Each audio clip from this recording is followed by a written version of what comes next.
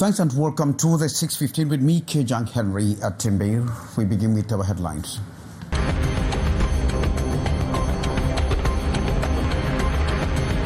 As the 2025 presidential election comes up in months, it is clear a common opposition front in Cameroon is difficult. The once united Douala group appears to be fracturing as internal disputes emerged amongst its key figures, casting doubts on the group's future. And we ask, as Anissa Dekane dismisses Professor Abaoyono, what becomes of the four-man Douala group? The lives of dozens of families hanging on a nadir in Sangmelima as torrential rains and violent storms ripped off the rooftops of buildings. This is the second major disaster in the area within months. And mad rush in Douala and other towns across the country as Muslim faithful prepare for the feast of the Tabaski, one of the most important celebrations on the Muslim calendar. Stay tuned for the 6:15 news is yours in a split second.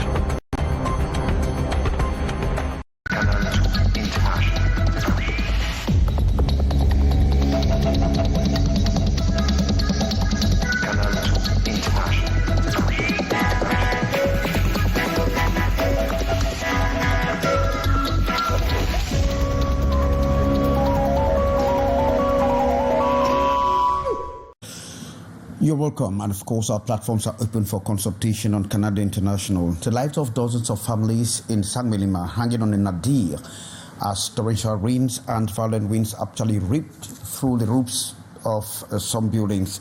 And this is the second major disaster, natural of course, that is affecting that part of the country in months. And of course this has raised concerns about climate-related threats and disasters. Morindi takes a look on that.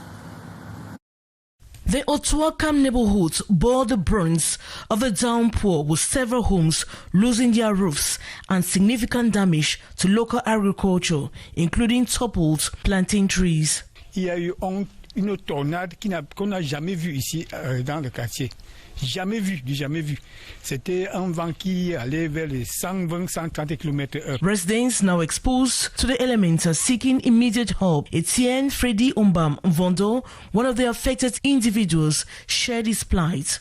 Nous sommes un GIC des planteurs et éleveurs de Samavillage 1. Nous avons été surpris par ce vent violent. Among the victims is a local agricultural cooperative whose president, Franklin Roger Ombam, reported the loss of 3/4 of their poultry stock and essential feed supplies. He has appealed directly to the head of state for support to rebuild their livelihoods. Directement, nous avons commencé à prendre les mesures pour sécuriser les personnes d'abord avant les biens. The incident follows a similar event 3 weeks prior in the Fongang area, highlighting a troubling pattern of severe weather impacting the south region of Cameroon. As the rainy season continues, authorities are urging residents of Sangmelima in the south region to exercise caution and prepare for potential emergencies. The community's resilience is being tested, and the need for coordinated relief efforts is more pressing than ever. Thanks very much, Morindi. And Cameroon has taken back its control of its national electricity provider, ENEO, after acquiring a majority of the stake from the British investment fund, Actis. The state now owns 95% of the company's capital, ending a decade-long experiment with privatization amid mounting frustration over power cuts and infrastructure failures. Ambo Gladys report. The Cameroon government has reclaimed control of energy of Cameroon, NEO, by purchasing the 51% stake previously held by Actis, a UK-based private equity firm. The transaction, worth 78 billion francs CFA, gives the state a 95% ownership share, with the remaining 5% retained by company employees. The government's move comes amid growing criticism of the country's erratic power supply, which has undermined industrial productivity and sparked public dissatisfaction. Businesses often cite electricity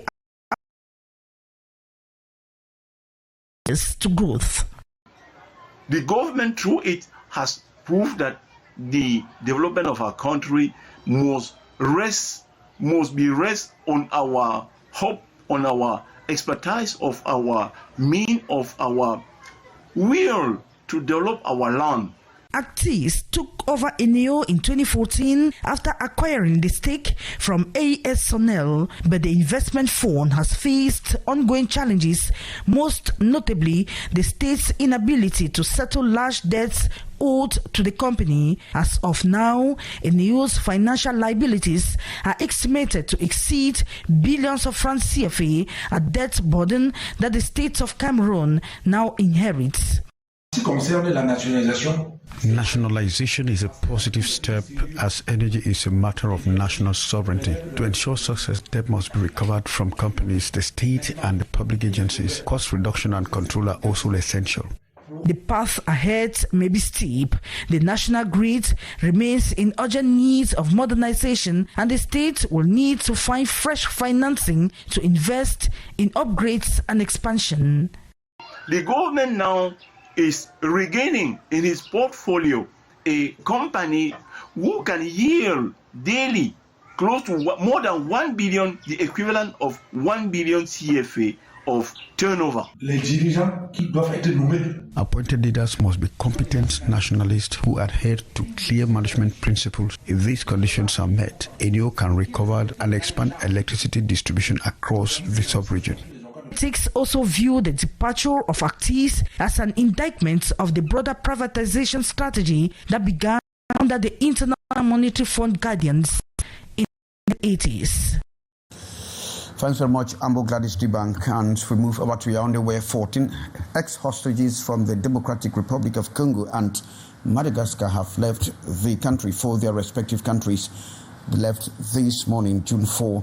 The ex-hostages actually underwent serious medical control at the military hospital before taking off at the Sibaleng airport. The 8 Malagasy and 6 Congolese were lured to Cameroon with false promises of lucrative employment, only to be held captives with their captors demanding heavy ransom. Beatrice Ngamo completes that story from Yaoundé. It all started last October 2024 when the victims were lured to Cameroon with false promises of better opportunities and good job, and so they fell, 14 in all, 6 Congolese and 8 Malagasy. And instead of job interviews and all, they were held in captivity, confined under inhumane conditions in a private residence at Nkomo neighborhood under Yaoundé 4 subdivision. They were then pressurized into contacting families for money. It was until March this 2025 that out of sheer luck, one of the victims managed to alert a compatriot in Madagascar, who then informed a friend in Cameroon. This communication enables the authorities to locate the victims and apprehend 3 suspects involved in the trafficking. 3 months from now that the National Gendarmerie have rescued a group of young Africans from the hands of a criminal group involved in human trafficking and smuggling of migrants. So they were attracted to come here in Cameroon in order to have a very good job. Following their rescue, the victims received medical attention at the Gendarmerie Military Medical Center for 3 months. They had some few diseases, but those few diseases were well treated by the medical team of this hospital. So they are going back to their country with good health.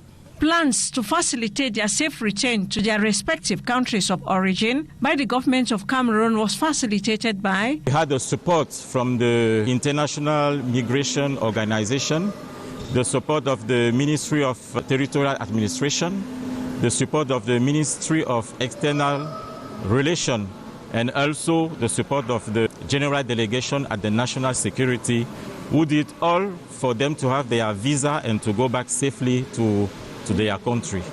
Vigilance, the watchword, especially to youths who are very enthusiastic about daring adventures to other countries. Thanks very much, Beatrice Ngamu. And with the presidential election coming up in just 4 months, it is clear that a common opposition front is becoming more and more difficult. The once united Douala group, cherished, has appeared to be fracturing as internal dispute emerges amongst its key figures. This has cast doubt over the group's future, and with the dismissal of Professor Abba Oyono by Anise Kani, what becomes of the famous Douala group, where one of the actors, Sam Baka, is already saying that that decision was unilateral? Gladys. The Douala group, once a symbol of political collaboration amongst Cameroon's progressive thinkers, is facing a serious identity crisis. Of the 4 original signatories to its founding release, only Anise Ekane, president of the African Movement for New Independence and Democracy, MANIDEM, remains publicly aligned with the group. In a strongly worded statement this week, Ekane accused Jean-Calvin Abba Oyono of self-exclusion from the group. The charge follows Abba Oyono's recent show of support for opposition leader Maurice Kamto at a Paris rally, a move Ekane says contradicts the group's founding principles. It is worth noting that Abba Oyono had joined the initiative after its formation. Abba est allé dire que lui soutient Kamto. Abba says he supports Kamto. This is what is provoking the rift, because he is a member of the Douala group. It's incompatible.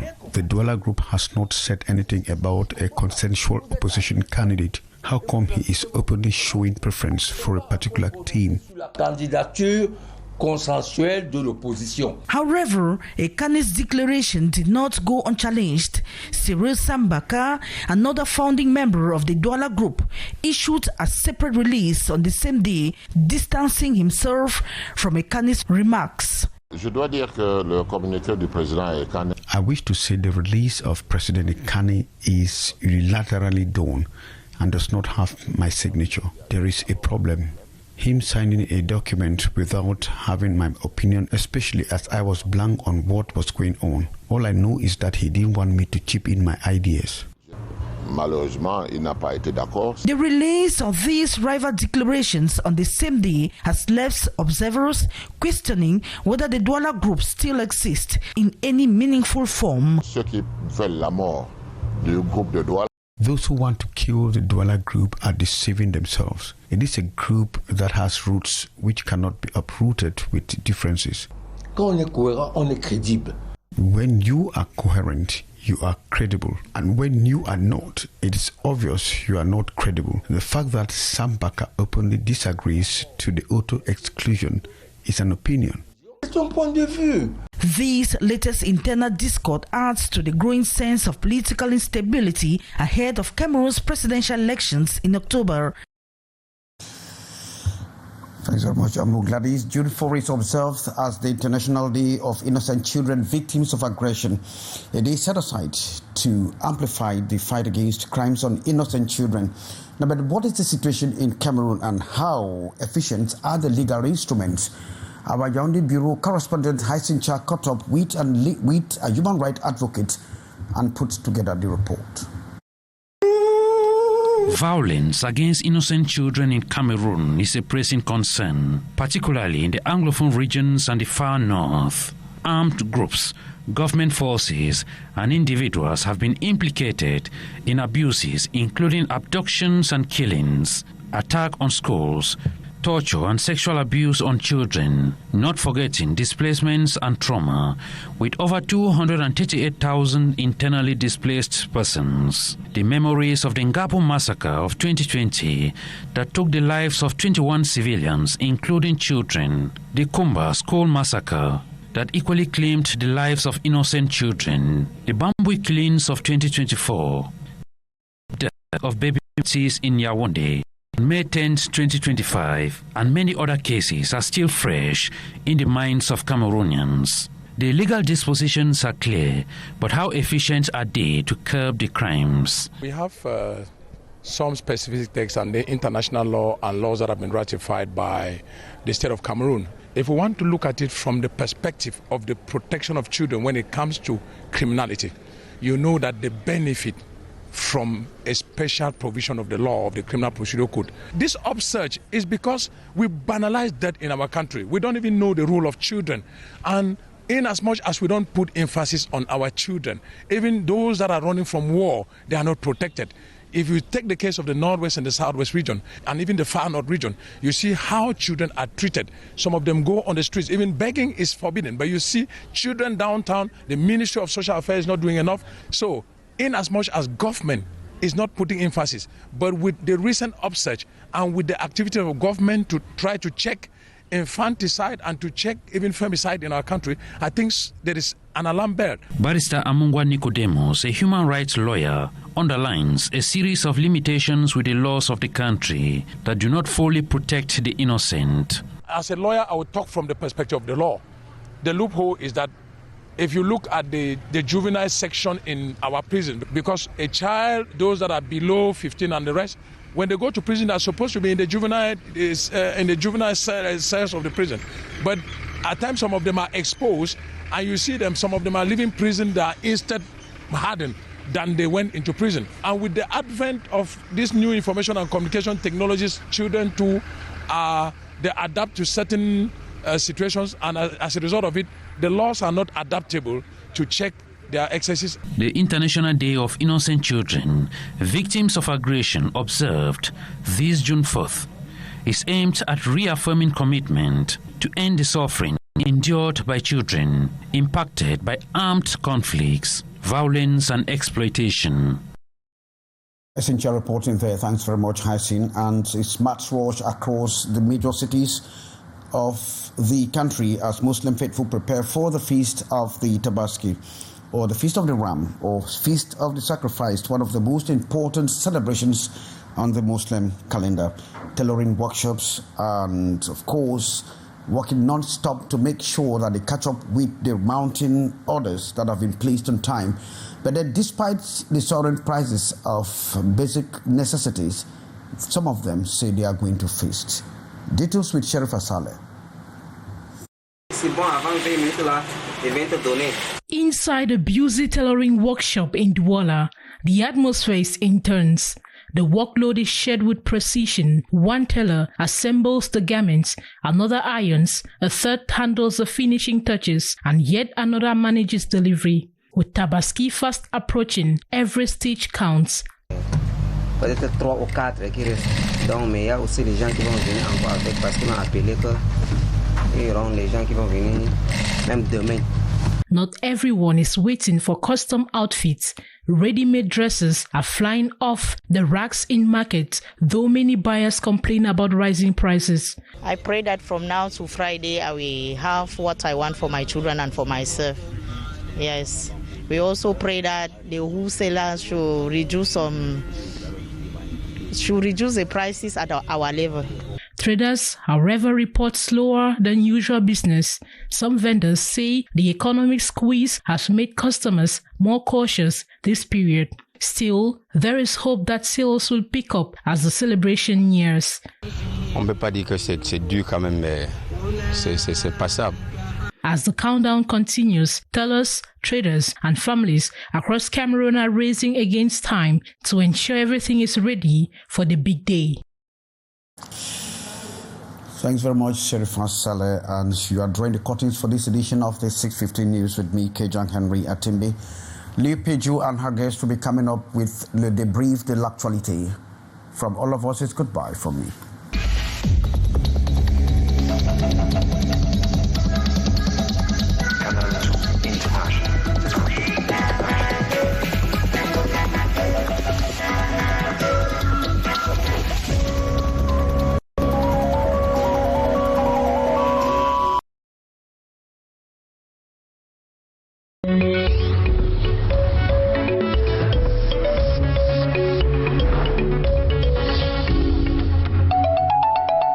Canal 2 International, votre télévision. Zoé Team de Wafo Ministry en collaboration avec Djambilai Ministry présente Lève-toi Cameroun. Thème 7 honneurs de briller. Du 13 au 19 juin, prépare-toi pour une semaine qui transformera ta vie. Avec des orateurs d'exception, le docteur Raoul Wafo, le docteur Jean-Clément Djambilai et le prophète Rodrigue Defo. Au programme, 3 soirées puissantes au Palais des Sports de Yaoundé. Du 13 au 15 juin à 18h30. Le samedi 14 juin à 9h. Séminaire business à l'hôtel Hilton. Mais ce n'est pas tout. Rendez-vous le 17 juin à 18h30 au stade Docket de Bafoussam et le 19 juin à 18h30 au stade Roumdé Adja de Garoua pour des moments d'impact. Entrée gratuite. Info live. Plus 237 695.